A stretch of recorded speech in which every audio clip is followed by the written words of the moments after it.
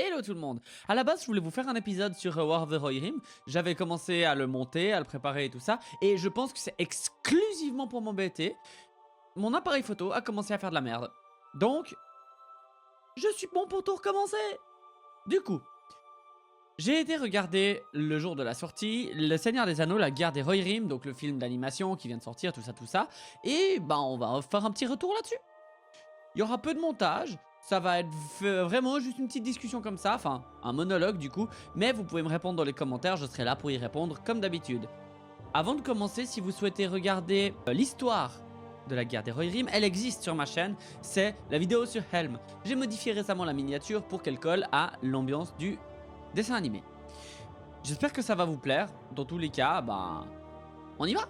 Donc pour commencer une partie sans spoiler, j'ai passé un moment assez agréable dans le cinéma.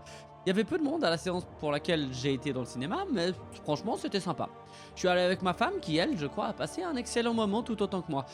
Je connais un peu mieux l'univers qu'elle, mais bon, depuis le temps qu'on est ensemble, je crois qu'elle commence à le connaître bien aussi. Après, le film est mieux que les Anneaux de Pouvoir, vous allez me dire, c'est pas très difficile, mais c'est quand même à noter.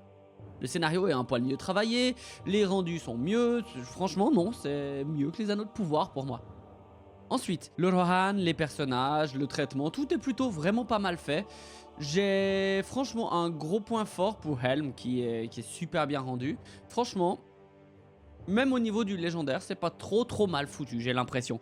En tout cas, personnellement, je m'y retrouve. Bon, j'ai dit que je faisais court, du coup on va y aller pour les spoilers. Donc si t'as pas vu la guerre des Rohirrim, va le voir avant de regarder cette partie. Et re-regarde la vidéo une autre fois ou quoi. Si t'en as rien à foutre ou quoi, on y va. Le premier truc que j'ai noté, c'est littéralement tout au début, concernant la musique. Je sais que Le Seigneur des Anneaux, les 3 films de Jackson s'ouvraient avec la musique de l'anneau, parce que l'anneau était le thème central de la trilogie, ce qui est tout à fait normal, jusque-là aucun problème. Par contre, dites-moi quelle est l'utilité d'ouvrir la guerre des Rohirrim, dont l'anneau n'a absolument rien à voir avec la musique de l'anneau. Ils ont fait ça, ils ont ouvert le film avec la musique de l'anneau.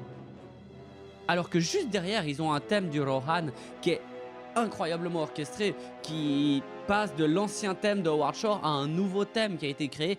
Franchement, c'est excellent. Pourquoi vous n'avez pas commencé avec ça? J'ai même un truc un peu calme et tout qui peut y ressembler, mais qui ne l'est pas et qui transitionne sur le thème du Rohan. Incroyable. Mais là, la musique de l'anneau, elle a rien à faire dedans. J'ai vraiment l'impression qu'ils l'ont mise parce que pour rappeler en mode, hé, vous vous rappelez du Seigneur des Anneaux, là, ce film de 2001, bah c'est le même univers en fait, c'est le même univers, voilà. Et je trouve ça bête, je trouve ça un peu dommage. Ensuite, pour parler de la musique, pour rester dedans, elle est pas vraiment mémorable à part le thème de Hera, mais bah comme les pâtes à la sauce c'est bon, vous avez pas envie d'en manger toute la semaine quand même. C'est pareil avec cette musique, elle est bonne, mais ils nous la font bouffer à toutes les sauces, tout le temps. Il y en a quasiment pas une autre de mémorable. Et ça devient lassant en fait, c'est un peu le problème. La musique manque un peu de travail. Les orchestrations sont bonnes, hein, je dis pas le contraire. Je dis juste que ça manque de travail, ça manque de thème impactant. Faites-moi un thème pour le méchant qui soit impactant, qu'on reconnaisse de la même manière que vous me dites Isengard, paf, vous avez le thème qui vous vient en tête. Je vous dis la Lothlórien, vous avez ces thèmes un peu étranges qui vous viennent en tête, évidemment. Mais là, bah c'est pas le cas. Et c'est dommage. Il manque de ces thèmes, il manque de cette... Il manque de cette définition, en fait. C'est aussi simple que ça. Après, l'ouverture du film sur le château d'or de Medusel directement, musique du Rohan et tout ça, là c'est incroyable. Là, franchement, j'ai passé un moment insane. Ça a fait les frissons directs en mode, ah oui, on est de retour en Terre du Milieu, mais ça a duré que 5 minutes, et c'est dommage. Encore une fois, c'est genre, dès qu'ils font un truc nul, il dure 1 heure, et dès qu'ils font un truc bien, il dure 4 secondes. Évidemment, ce ne sont pas des durées contractuelles. Le personnage de Hera est entièrement inventé parce que dans le légendaire de base, la fille de Helm, on ne connaît même pas son nom, on sait même pas qui c'est. Hera est intéressant comme personnage. Elle prend beaucoup la place de son père malheureusement. Ça c'est un peu dommage parce que on en vient à, comme le dit Vardamir, à un truc qui dit que Helm, point marteau, est personnage secondaire de sa propre histoire. Et franchement, je comprends pas comment c'est possible de s'être dit ouais ok c'est valide, notre personnage principal de la guerre des Rohirrim, de Helm point marteau, du gouffre de Helm et tout ça, c'est dommage, de l'avoir rendu personnage secondaire de sa propre histoire, au profit d'un personnage qu'on ne connaît pas et dont on a dû inventer la moindre ligne de dialogue, le moindre truc. Je dis pas, les dialogues de Helm ont été inventés aussi, mais Helm, c'est son histoire dont on parle dans la guerre des Rohirrim. Et au final, ça peut donner l'impression que c'est pas l'histoire de Helm, mais l'histoire de Hera, qu'on est en train de voir. Et ça va pas. Je trouve que ça va pas trop. Même si le personnage d'Hera est très intéressant et bien développé. Après, la plupart des autres personnages, ils sont bien foutus aussi. Wulf est bien, Freka est bien, Haleth et Amal, les fils de Helm, sont bien aussi. Ils ont même respecté dans une bonne partie le lore concernant leur mort, ce qui est plutôt bien, on va dire. Et il y a des références qui ont été faites aux films, aux autres adaptations et autres qui sont très intéressantes. Je pense par exemple au poème de l'Olifant, qui est récité par Sam dans Le Seigneur des Anneaux et qui là est rappelé. C'est super smart, c'est super bien fait. Parce que autant dans le film on l'a pas, autant dans le livre on les a. Donc du coup tous ceux qui ont lu le livre ils seront là, ça je l'ai, ça c'est cool. Ensuite, il y a une partie du film où ils arrivent au gouffre de Helm, qui s'appelle pas encore le gouffre de Helm, mais qu'allez savoir pourquoi ils appellent Fort-le-Corps. C'est pas Fort-le-Corps à ce moment-là, c'est Thuthborg, ou alors Aglarond, c'est vous qui choisissez. Fort-le-Corps, ce nom est donné en mémoire du corps de Helm, évidemment.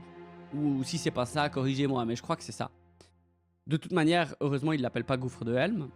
Mais il y a un autre truc. On voit quand ils arrivent au gouffre qu'il y a la tour avec le corps. Ok, celle que Gimli utilise dans Le Seigneur des Anneaux, qui fait ce son incroyable. Il l'utilise pas. À aucun moment dans le film, il l'utilise. Et je trouve ça mais d'un dommage. Parce que ça aurait été incroyable d'avoir le corps de Helm dans le gouffre pour avertir d'une charge, pour peut-être pendant le blizzard ou les trucs comme ça, pour à chaque fois que Helm sort, t'as ce truc qui fait vibrer les montagnes, qui est monstrueux. Et il est pas là. Et c'est dommage, c'est vraiment dommage. Il y avait vraiment un truc à faire et c'est je pense, la plus grosse occasion ratée du film. La deuxième occasion ratée, vu qu'on est sur les corps, c'est le corps de Helm. Lui-même, genre celui qui porte à la main. Il fait le son du corps de Boromir. Il y avait 12 000 sons de corps différents. Celui des Haradrim, celui de la Lothlórien, peut-être un bruit de corps random. Vous prenez n'importe quelle corne dans une médiévale qui va vous coûter 30 balles. Vous la faites sonner devant un micro et elle va sonner différemment que le corps de Boromir. Vous n'étiez pas obligé de reprendre le son du corps de Boromir. C'est celui qui collait le moins bien au truc. Et c'est tellement dommage, encore une fois. Le corps de Helm, il est censé être incroyable, mémorable, et là il l'est pas. Et c'est dommage. Mais je reviens à part ça à ce que j'ai dit il y a une seconde sur Helm dans le blizzard. Le moment où il sort, le fantôme, tout ça, genre qui commence à tuer les hommes du pays de Dune les uns après les autres, sans que les hommes le remarquent. C'est incroyable, c'est super bien rendu. Et il les tabasse à main nue. Helm à main nue, quoi. Si j'étais là dans le ciné, j'avais envie d'hurler. J'avais envie de hurler genre Force Helmingas. Parce que incroyable, il était insane. Genre le machin va te tabasser un troll à main nue. D'ailleurs, un truc qui m'a fait rire, il y a deux orques qui sont en train de chercher un anneau d'or à un moment. Parce que évidemment Sauron recherche l'anneau, c'est pas très utile dans le film, mais ça te donne un tout petit peu de contexte. C'est en mode oui Sauron il est là, oui Sauron il fait ça. Les voix en français, il y en a une des deux je l'ai pas du tout tiqué, je sais qui c'est mais je l'ai pas tiqué. La première voix, c'est fucking Zerator. Il y a Zerator qui fait un doublage. Genre il double un des deux orques. Et le deuxième, j'ai pas tilté pendant le film, mais il est doublé par Amixem. Que quoi? C'est trop bien, ça m'a tellement fait rire. Amixem, j'ai pas tilté, mais Zerator, j'étais là, pendant le film, j'étais là, attends. C'est vraiment lui, soit il y en a deux. Parce que la voix, on dirait lui, c'est incroyable, c'était vraiment bien. Un autre truc qui m'a un peu embêté, pourquoi il y a un guetteur de l'eau à Fangorn? Alors que vous aviez toute l'attitude pour créer des Hent, des Huorn, des machins comme ça. C'est vraiment... Pourquoi? Pourquoi un guetteur de l'eau? Le seul guetteur de l'eau dont on a une trace dans l'univers étendu, et c'est même pas étendu, c'est dans le Seigneur des Anneaux, c'est devant la porte de la Moria. Pourquoi en rajouter un autre? Je veux dire, on avait déjà eu à l'époque, je crois que c'était dans le Seigneur des Anneaux, le tirage de jeux vidéo, où tu combattais le guetteur à l'extérieur, et plus tard dans la Moria, tu recombattais un second guetteur, ou une fois le même. Mais moi, ça me pose moins de problème, parce que peut-être que le lac qui s'est formé devant la Moria, pourquoi pas? Est-ce qu'il pourrait correspondre avec un qui est dedans, dans la Moria? Peut-être, on sait pas. Donc ça, c'est possible. Mais là, il est beaucoup trop loin. Il n'y a pas un système de tunnels entrelacés les uns dans les autres qui vont jusqu'à Fangorn pour que le même purée de guetteur de l'eau puisse y être. Ça fait aucun sens. Pour moi, ça fait aucun sens. Alors que purée, vous auriez pu faire combattre cet olifant avec des Huorn. Bon, je radote. D'ailleurs, c'est Olifant qui, tout soudain, dès qu'il est attrapé par le guetteur, il rapetisse. Pour que le guetteur puisse le bouffer. Un guetteur qui bouffe un olifant, on va pas rentrer dans ce sujet-là parce que... Je pense pas qu'un guetteur soit capable de bouffer un olifant, ça me pose un peu souci vu comme ça. Et puis, les aigles. Pourquoi les aigles? Pourquoi les aigles? Il y avait 10 000 autres manières de faire. Faites arriver les hommes de Frealaf depuis Dunaro par le passage arrière, genre qui arrive dans le gouffre. Ça aurait été insane de les voir sortir en mode « Eh, vous avez besoin d'aide? On est là pour vous aider. » Et boum, t'as une charge incroyable qui ne refait pas la charge des Homères. Parce qu'encore une fois, la charge des Homères là, qui descendent leur pente, qui est impossible à descendre par des chevaux dans le Seigneur des Anneaux, ça me faisait déjà chier, et ben ils le refont là. Et en plus, il n'y a pas Gandalf. Pourquoi vous faites ça? Pourquoi vous faites ça? Vous avez singé le truc de Théoden qui fait un discours monstrueux juste avant la bataille de Minas Tirith pour que Helm dise à peu près la même chose avant de charger 3 pauvres pegnos. Vous vous rendez compte que vous brisez tout le truc épique? Genre, ces gens-là ont brisé tout le truc épique de la bataille de Minas Tirith, parce que là où Théoden était en train de faire un discours inspiré et tout ça, ça devient juste un discours qui est inspiré de celui de Helm, de l'époque. Helm qui est un des plus grands rois du Rohan, donc Théoden en a forcément connaissance. Vous voyez le problème? Et d'ailleurs, vous voulez parler de problème de temporalité et tout ça qui pose souci? On va revenir à Hera. Ils ont créé un ordre de vierges guerrières et tout ça, ça n'a aucun sens déjà, parce que ça n'existe pas. Genre le roi n'a jamais eu ça. Mais autant, j'ai pas de souci avec le fait qu'il crée un truc comme ça, qui soit oublié, que plus personne n'ait et tout ça. Par contre, mettre les fringues de ces vierges guerrières dans le gouffre de Helm, pourquoi? Premièrement. Et deuxièmement, si c'est un ordre oublié, dites-moi pourquoi il y a son drapeau en gros à Edoras. Genre, dans la salle du trône de Medusel, il y a l'immense drapeau avec leur logo dessus. Tu mets pas dans une salle du trône le drapeau d'un truc oublié qui n'existe plus, dont aucun représentant n'est encore en vie. Ça n'a pas de sens. Je veux dire, on va pas voir en Allemagne des drapeaux du Saint-Empire romain germanique. Officiel, hein, s'entend, je veux dire par là. Il y a bien des gens qui sont fans de reconstitution et qui les font. Mais en Allemagne, on va pas voir sur un truc officiel le drapeau du Saint-Empire. Ça n'a aucun sens. Voilà, c'était pour dire ça n'a aucun sens. Et du coup, le fait d'avoir cet ordre de vierges guerrières d'époque crée un autre souci. C'est que ça fait passer Éowyn, à la fin de la guerre de l'anneau, pour une teubée. Parce qu'elle cherche à s'émanciper, elle cherche à devenir quoi, une vierge guerrière? Évidemment qu'elle cherche à devenir une vierge guerrière, on le sait, c'est le truc. Et tu vas me dire que là, il existait un ordre entier de vierges guerrières à une époque, qu'elles ont défendu le royaume là où les hommes ne pouvaient plus le défendre et tout ça, et qu'elle a même pas pensé à se revendiquer de ça après? Vous allez me dire qu'il n'y a pas pensé? Ça n'a aucun sens, c'est complètement stupide. Et à la limite, vous savez quoi? Vous me dites que cet ordre, il existait, ok, pas de souci, il a été oublié totalement, pas de souci. Et qu'on en a un petit bout de trace qui reste en mode ouais, on a entendu parler de ce truc là, on sait même pas si c'est vrai, c'est une légende.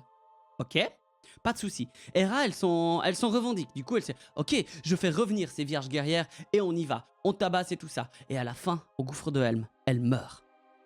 Elle se fait tuer par Wulf. Et qu'est-ce que ça crée? Une martyre. Et plus tard, Éowyn, qu'est-ce qu'elle se dit? Elle se dit purée. La fille de Helm, elle est morte comment? Elle est morte en combattant Wulf. Et qu'est-ce qui s'est passé? Elle a été radiée des archives. Personne ne parle d'elle. On n'a plus que des chansons qui parlent d'elle. Et ben vous savez quoi? Ça m'aide. J'ai entendu ces histoires quand j'étais gamine et ça m'a donné envie de quoi? Ça m'a donné envie de devenir moi-même une vierge guerrière et boum, tu crées un truc incroyable. Et là, qu'est-ce qui se passe à la fin? Hera, elle survit. Et en plus, elle va voir un magicien, elle va voir Gandalf. Gandalf qui doit être, on dirait qu'il doit être dans toutes les histoires du Seigneur des Anneaux, genre c'est un prérequis, c'est écrit genre Gandalf, Seigneur des Anneaux, non il doit y être partout, même où il a rien à faire il doit y être. Ils l'ont mis au 2e âge dans les Anneaux de Pouvoir, ils le mettent là au 3e âge dans la guerre des Rohirrim, ils vont nous faire la chute d'Arnor avec Gandalf, c'est évidemment, c'est une évidence d'ailleurs, la chute d'Arnor je comprends pas pourquoi elle a pas encore été adaptée, c'est une scène ce qu'il y a à faire, il y a une place incroyable pour créer des histoires dedans, pour faire des trucs insane, mais c'est pas une histoire qui termine bien. Et ça, ils veulent pas, je pense. C'est le seul truc que je vois. Parce que sinon, ça nous ferait un roi sorcier insane. Genre ressortir la couronne de fer, là. Ma vie pour voir ça. Ma vie pour voir le roi sorcier ou un grand méchant d'une histoire. On revient quand même un petit peu à l'histoire sur un ton plus léger. J'ai pas compris le concept de leur tour de siège. Donc vous savez, ils attaquent à un moment avec une tour de siège. Une tour de siège, t'es censé la faire rouler, tac, ouvrir le truc, et puis tu vas sur les murs. T'es pas censé faire un pont de 15 km de long que tu fais monter à la verticale et descendre. À la limite, si tu veux faire un pont, ouais, tu lances un truc avec des balistes contre le mur. Genre, comme ils l'ont fait dans le film au gouffre de Helm, tu croches ça, tu fais un système de poulie, tu tires pour faire monter le truc, et ensuite de ton côté, avec un deuxième système de poulie, tu mets le truc à plat, et là ça peut passer, parce que le truc tombe en bois d'un coup comme ça, bah ça casse en fait, c'est du bois. Surtout si le machin fait 15 mètres de long. Enfin, c'était pour créer un endroit stylé pour la bataille finale, que ça brûle, qu'il y ait du feu et tout. Je l'ai compris, mais ça reste pas logique. Mais bon, ça reste dans la droite ligne des armes de siège qu'on a déjà eu avec les anneaux de pouvoir. Hein. Le bélier, baliste, la Eregion, on va pas rentrer là-dedans. D'ailleurs, je vous ai pas fait de retour sur les anneaux de pouvoir, c'est normal, c'est parce que je savais pas quoi dire de plus qui n'avait pas déjà été dit par les autres. À la fin du film, on voit Saruman qui arrive, qui prend possession d'Orthanc. Et ça c'est cool, parce que c'est vraiment sous le règne de Frealaf que Saruman prend possession d'Orthanc. Et ça c'est génial. Et on a eu là les dernières phrases de Christopher Lee, probablement au cinéma. Franchement, bon point pour ça, vraiment bon point pour eux. C'est excellent, pas de souci avec ça. Et pour finir, il y a un petit personnage qui m'a fait marrer dedans qui s'appelle Leaf. Je sais pas si c'est que moi, mais il me fait penser à un personnage de Anno 1404. Pour ceux qui ont joué, peut-être ça va vous dire Leif Jorgensen. Petit, un peu maladroit, il a l'air d'aimer un peu la musique, ces genres de trucs-là, la poésie. Pour moi, c'est Leif Jorgensen, il n'y a pas moyen, enfin c'est pas possible. Regardez une image de Leif Jorgensen juste là. C'est Leif Jorgensen, c'est pas possible autrement. Et je trouve ça trop cool. Si c'est vraiment la référence, je trouve ça incroyable comme référence. Parce qu'Anno 1404, c'est quand même un jeu vachement niche. Il a bien marché, mais c'est niche. Bref, le Seigneur des Anneaux, la guerre des Rohirrim, c'est vraiment sympa, sans plus. C'est pas horrible, mais vraiment pas incroyable par rapport aux quelques petites fulgurances qu'il y a dedans qui sont vraiment insane. Du coup, je donnerais un 6 sur 10. Si vous voulez aller le voir, allez-y, franchement, profitez, il est au ciné. C'est un bon moment. Allez-y, profitez de ça. En plus, il y a des buckets à popcorn en métal qui sont super stylés et pas trop chers. Profitez. Franchement, profitez, passez un bon moment. Pour ma part, on se retrouve très bientôt en Terre du Milieu. J'espère que c'est pas une analyse, c'est juste une critique que j'ai faite comme ça à la va-vite, presque sans texte. J'espère que ça vous a plu. Pensez à vous abonner si mon contenu vous plaît. Et ciao! Aïe.